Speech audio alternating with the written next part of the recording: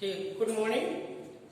मैं HKBCC से competition classes से बोल रहा हूँ। यह बक्सी तालाब लखनऊ में स्थित है और इस कोचिंग का मैं सामान्य अध्ययन का संपूर्ण पाठ्यक्रम देखता हूँ।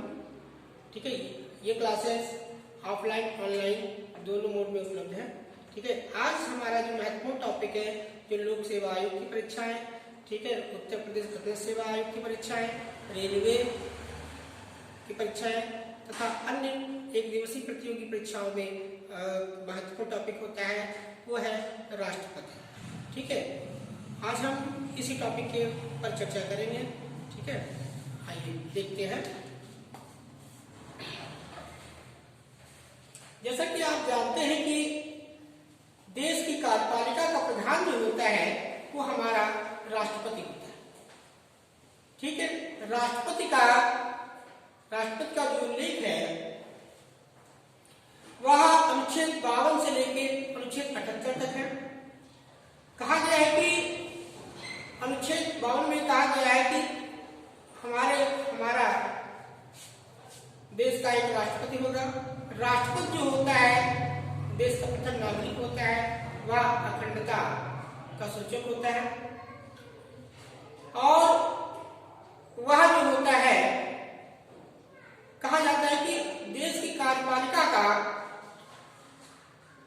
प्रधान होता है। बात करते हैं अनुच्छेद 52। अनुच्छेद 52 में कहा गया है कि राष्ट्रपति देश की कार्यपालिका का प्रधान होगा। अनुच्छेद 53, राष्ट्रपति वंशानुगत नहीं आएगा, राष्ट्रपति के लिए निर्वाचन होगा। अनुच्छेद 54,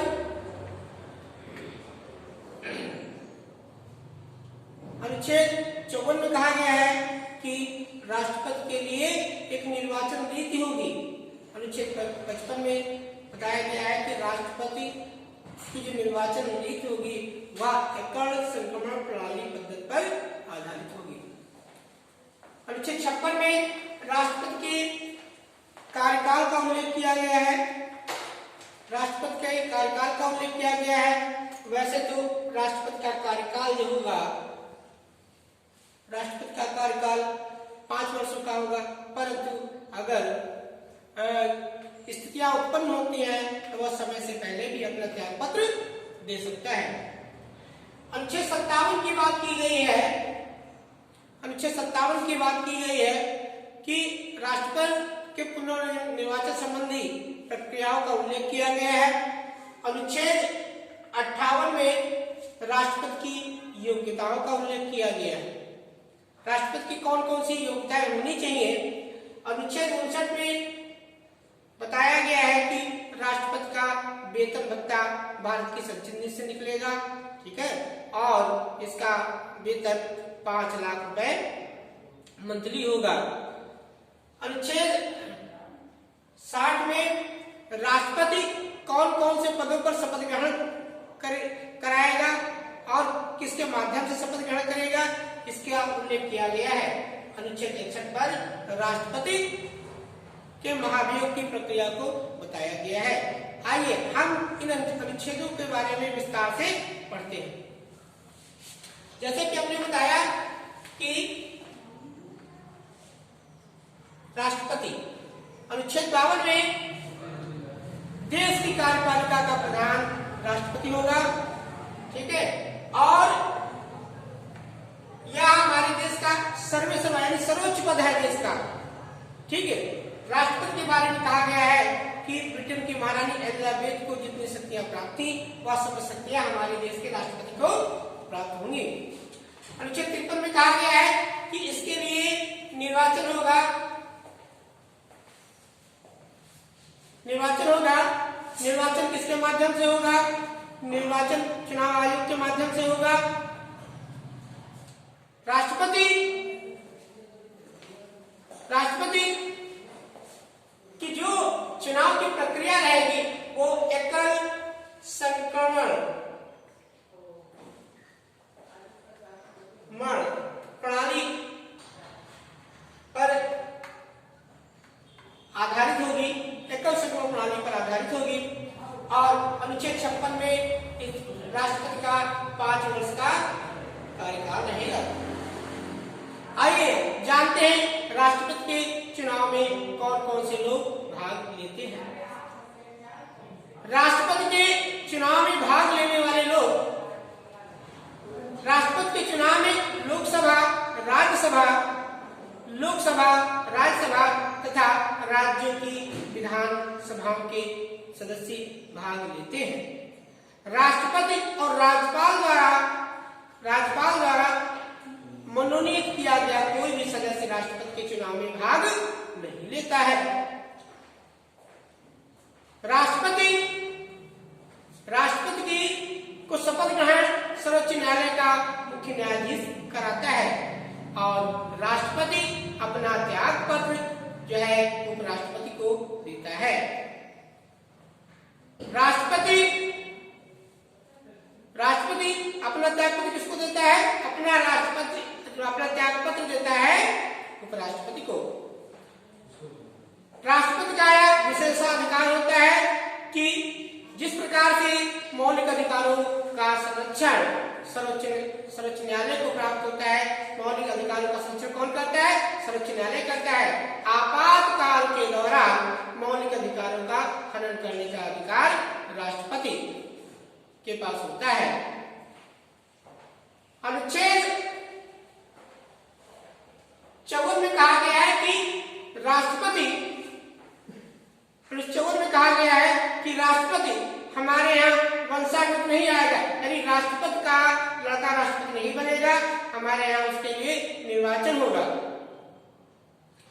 अनुच्छेद निर्वाचन रीत का उल्लेख किया गया है। निर्वाचन रीत में क्या होता है? पहले विधायकों का मत मूल्य निकाला जाता है, फिर सांसदों का मत मूल्य निकाला जाता है, फिर 50% से अधिक जिस व्यक्ति को मत मिलते हैं वह राष्ट्रपति के रूप में चयनित होता है।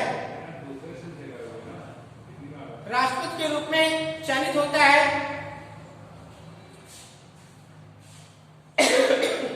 अनुच्छेद 56 में कहा गया है कि राष्ट्रपति का कार्यकाल 5 वर्षों का होगा।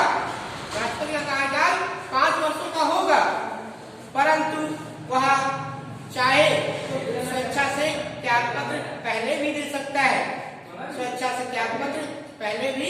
दे सकता है। अनुच्छेद 56 में उसके कार्यकाल का उल्लेख किया गया है और यदि समय से पहले राष्ट्रपति अपना त्याग पत्र दे देता है, समय से पहले अपना राष्ट्रपति त्याग पत्र देता है, तो उपराष्ट्रपति जो है औपचारिक राष्ट्रपति के रूप में काम करता है। राष्ट्रपति औपचारिक राष्ट्रपति के रूप में काम करता है यदि ये दोनों के पदयुक्त होते हैं। राष्ट्रपति और उपराष्ट्रपति दोनों पदयुक्त होते हैं और इनके होने के पश्चात जो देश की कार्यपालिका का प्रधान सर्वोच्च न्यायालय का मुख्य न्यायाधीश हो जाता है। सर्वोच्च न्यायालय का जो मुख्य न्यायाधीश होता है वह कार्यपालिका का प्रधान हो जाता है। अनुच्छेद 57 में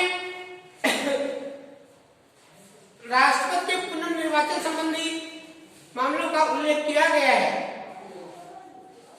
लोक सेवा आयोग तथा रेलवे और उत्तर प्रदेश अधीन सेवा आयोग तथा अन्य प्रतियोगी परीक्षाओं में यह क्वेश्चन महत्वपूर्ण तरीके से आता है कि राष्ट्रपति के चुनाव विवादों का निपटारा कौन करता है? तो राष्ट्रपति के चुनाव विवादों का निपटारा जो है सर्वोच्च न्यायालय के मुख्य न्यायाधीश द्वारा किया जाता है। चुनाव विवादों का निपटारा कौन करेगा? सर्वोच्च न्यायालय का मुख्य न्यायाधीश करेगा। राष्ट्रपति का वेतन अनुच्छेद 266 में की जो संचित निधि होती है उससे निकलता है और राष्ट्रपति का वेतन वर्तमान में जो है 5 लाख रुपए है। इससे पहले 1.5 लाख हुआ करता था, उससे पहले जो है 50,000 हुआ करता था। राष्ट्रपति का वेतन एवं भत्ता पूर्णतया आयकर से मुक्त होता है। राष्ट्रपति का वेतन और भत्ता कर से मुक्त होता है। अनुच्छेद 58 में राष्ट्रपति की योग्यताओं का उल्लेख किया गया है। राष्ट्रपति की योग्यता क्या होनी चाहिए? राष्ट्रपति की योग्यता होनी चाहिए वह भारत का नागरिक हो, वह जो है भारत का नागरिक हो, वह लोकसभा का सदस्य चुने जाने योग्य हो, पागल अथवा दिवालिया ना हो। ठीक है। अब इस बात पर जोर देना महत्वपूर्ण होता है कि राष्ट्रपति की मुख्य योग्यता क्या है? राष्ट्रपति की मुख्य योग्यता यह है कि वह क्या होना चाहिए? लोकसभा का सदस्य होना चाहिए। ठीक है। राष्ट्रपति को इन अनुच्छेदों के अतिरिक्त और भी विशेषाधिकार प्राप्त हैं। जैसे अनुच्छेद 72 के तहत दंड पाए व्यक्ति को जो है क्षमा करने का अधिकार, अनुच्छेद 123 में अध्यादेश दिलाने का अधिकार, अनुच्छेद 124 में जो सर्वोच्च न्यायालय का मुख्य न्यायाधीश होता है क्या करता है? राष्ट्रपति को शपथ ग्रहण कराता है और राष्ट्रपति सर्वोच्च न्यायालय के मुख्य न्यायाधीश को शपथ ग्रहण कराता है। उपराष्ट्रपति को राष्ट्रपति त्याग पत्र देता है और उपराष्ट्रपति राष्ट्रपति को त्याग पत्र देता है। केंद्र में सभी जो पदाधिकारी होते हैं, जैसे अनुच्छेद 76 के तहत महान्यायवादी,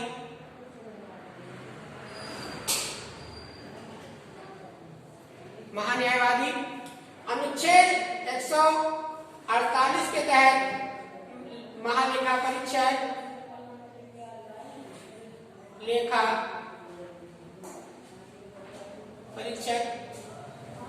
ठीक है। अनुच्छेद 280 वित्त आयोग,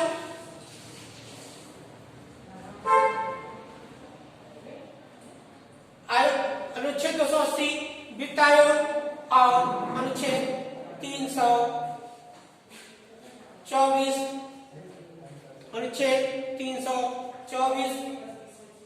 अनुच्छेद 315 संघ लोक सेवा आयोग, अनुच्छेद 344 राजभाषा आयोग। ठीक। पिछड़ा वर्ग आयोग, अनुसूचित जनजाति आयोग, जितने केंद्र के आयोग होते हैं, केंद्र के पदाधिकारी होते हैं, उनको जो है नियुक्ति कराने का, जो नियुक्ति यानी शपथ देने का जो कार्य करता है वो क्या करता है? राष्ट्रपति करता है। संघ लोक सेवा आयोग के अध्यक्ष की भी नियुक्ति राष्ट्रपति द्वारा की जाती है। तो ये महत्वपूर्ण क्वेश्चन था कि इतने जो हम टॉपिक में बताए गए, इन टॉपिकों में से एक दिवसीय परीक्षाओं में काफी क्वेश्चंस आते हैं। नेक्स्ट आगे पहुंचते हैं कि संसद में राष्ट्रपति की भूमिका क्या है।